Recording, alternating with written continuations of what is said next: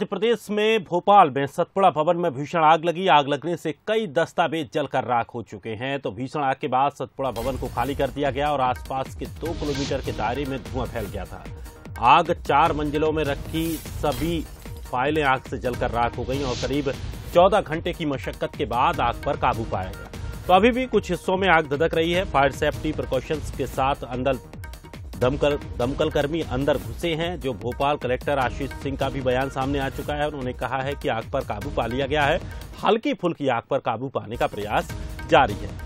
तो चलिए चलते हैं, हमारे सहयोगी दीपक द्विवेदी लगातार वहीं पर मौजूद हैं जहां आग जनी हुई थी और अब अंदर की स्थिति क्या है वो भी जानने का हम प्रयास करते हैं। दीपक, किस तरह से अंदर की हालात हो गए हैं, खास करके आग लगने के बाद क्या कुछ वहां पर जला है, क्या हम ये देख पाएंगे और क्या कुछ ये कहा जा सकता है कि कब तक सब कुछ ठीक हो जाएगा, पूरी तरह से काबू कैसे पा लिया जाएगा, कब तक पा लिया जाएगा?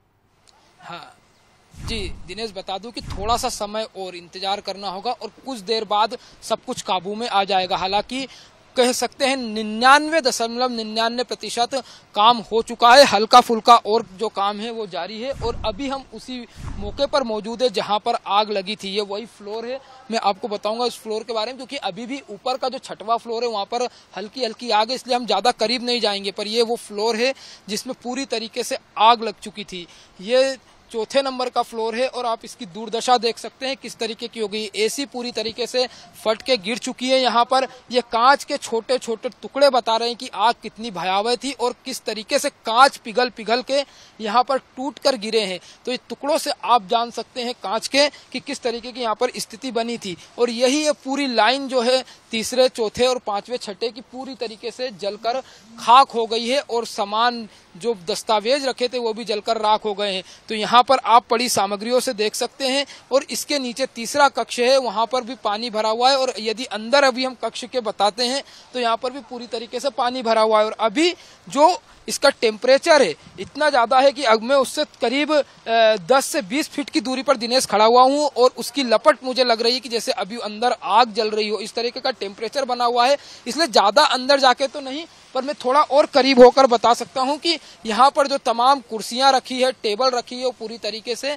जल चुकी हैं और जलकर राख हो गई हैं। और उनके ऊपर हल्की अधजली स्थिति में भी कुछ टेबल और कुछ कुर्सियां रखी हुई है, जिसके कारण यह अपन देख सकते हैं कि आग कितनी भयावह थी जो बढ़ती चली गई। और उसके बाद दमकल की टीम ने भी जद्दोजहद करने के बाद आग पर काबू पा लिया और करीब 15 घंटे 16 घंटे से अभी भी आग पर काबू पाए जाने का प्रयास जारी है। अब थोड़ी थोड़ी आग जो वहाँ धुआं निकल रहा है वहां पर बुझाने की दमकल का टीम प्रयास कर रही है। पर अभी दमकल की कुछ टीमें पूरी सेफ्टी के साथ अंदर गई थी और उन्होंने प्रयास किया था, फिर थोड़ी देर ही अंदर रह पाई, उसके बाद वापस बाहर आई और जायजा लेने के बाद फिर दमकल की टीम ने इसमें आग पर काबू पाने का प्रयास फिर शुरू कर दिया है। जहां पर दीवार पूरी तरीके से गर्म है, उस दीवार को ठंडी करके फिर उसके बाद दमकल की टीम पूरे साथियों के साथ इसका निरीक्षण करेगी। उसके बाद अधिकारी भी इसका निरीक्षण करेंगे। जब आम लोगों के लिए, सबके लिए जाने के लिए सेफ्टी हो जाएगी इस बिल्डिंग में, उसके बाद फिर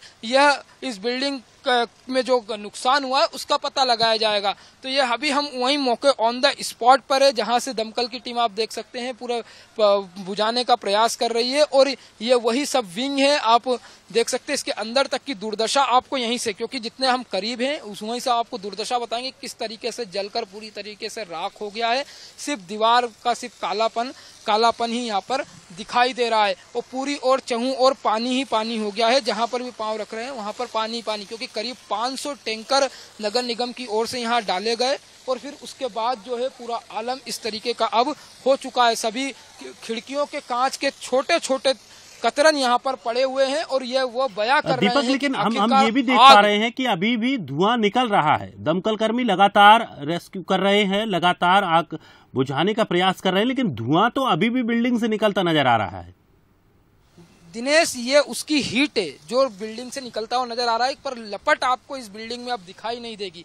लपट पे पूरी तरीके से काबू कर लिया गया है। जो लपट से इस बिल्डिंग में हीट हुई थी उस हीट के कारण यह जो धुआं निकलता हुआ दिखाई दे रहा है। जैसे तवा गर्म होता है और जब तवे पे पानी का छिड़काव कर देते हैं कोई भी तो उसपे से भाप निकलती है, उसी तरीके से आग के कारण जो बिल्डिंग हीट हुई थी, तो अब जब उस पर पानी का छिड़काव किया जा रहा है, बिल्डिंग को ठंडी करने का प्रयास किया जा रहा है, तो ये धुआं उसी का निकलता हुआ दिनेश नजर आ रहा है। और इस धुएं को आग ना समझे, क्योंकि इसी पर काबू पाना जरूरी है, क्योंकि यदि बिल्डिंग हीट रहेगी तो फिर किसी लकड़ी का सामान है, वहां पर प्लाई का सामान है, तो उसमें आग भभकने की फिर संभावना रहेगी। इसीलिए पूरी संभावनाओं को खत्म करने के लिए शासन प्रशासन की टीम जुटी हुई है और उसके बाद ही इस पूरे मामले में जांच की जाएगी। पहले सबसे पहली जो प्राथमिकता थी शासन प्रशासन की, जब हमने अधिकारियों से बात की तो उन्होंने कहा था कि आग पर काबू पाना हमारी पहली प्राथमिकता है, फिर बाद में हम देखेंगे कि क्या नुकसान हुआ, क्या जांच में निकल के आता है, कौन दोषी है। बिल्कुल, और लगातार जिस तरह से